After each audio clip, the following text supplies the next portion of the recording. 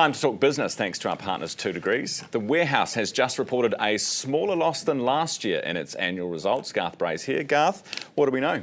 What do we know is that the sale figures overall on a comparable basis, store by store, were more or less flat. I think they said about a 1.6 lift across the group, but by comparison, pretty flat.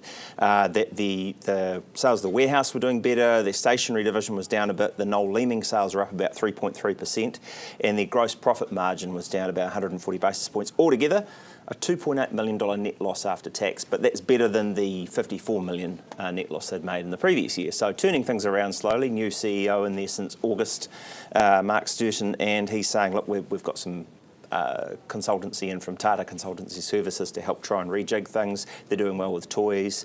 Some of the food business was up about 7%. Interestingly, I was in a Warehouse store in Newmarket and it looked like they'd actually shrunk the amount of space on the floor for groceries. I don't know if that's a nationwide trend or just a one-off or whatever, but whether they're trying to sort of sharpen that up. They have been trying to sort of reset some of the price points and head for the value end of the spectrum, if you like, so that might account for some of that.